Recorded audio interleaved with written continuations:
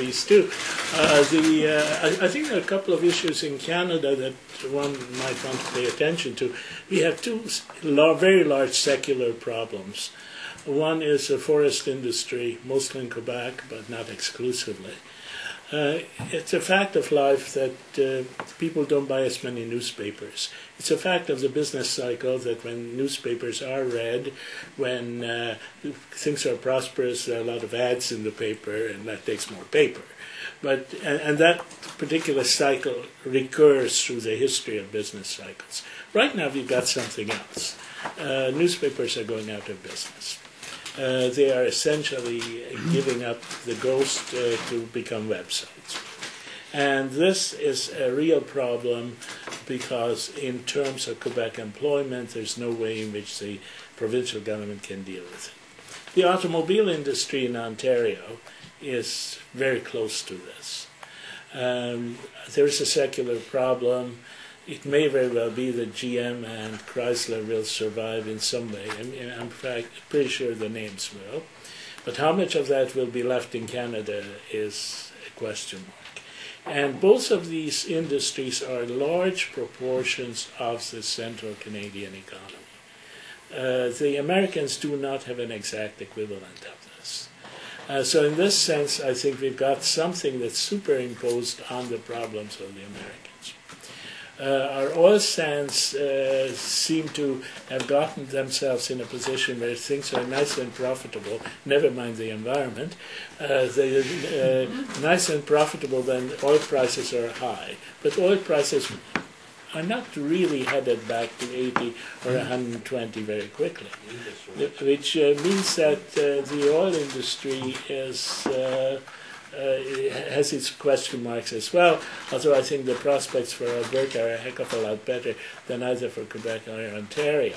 So my bottom line is that the Americans will probably have an easier time getting out of this than we will as a country.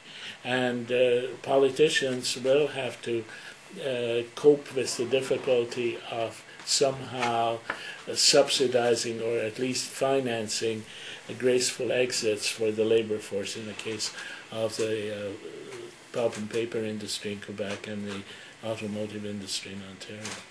Thank you, Tom. Thank you. You're Tony. I'm Tony. I'm John. Hi. Hello, John. So, look, what has transpired for a few reasons, there's an awful lot of wealth that has been destroyed in the world. It's like you take the world's wealth and you tear off a piece of paper, it's gone. First casualty of that is confidence. And I don't see any confidence anywhere. Not at any level, at the management level, at the consumer level. I see politicians panicking. U.S. threw away more or less $14 trillion between their guarantees and real money to prop things up, to loosen the gears of the system. And guess what? It had an impact. We stopped dropping. So if you were given $2 trillion to spend, do you think you could do something with it over a 90-day period and eke out a little bit of a return? Our banks did that in the U.S. Whoopee, we made money. And then they found out they dig and it's not real money. So what's going on is quite suspect. I think for everyone here in this room also. And there's just too much input that's coming in. In other words, where is the money coming to pay the bill?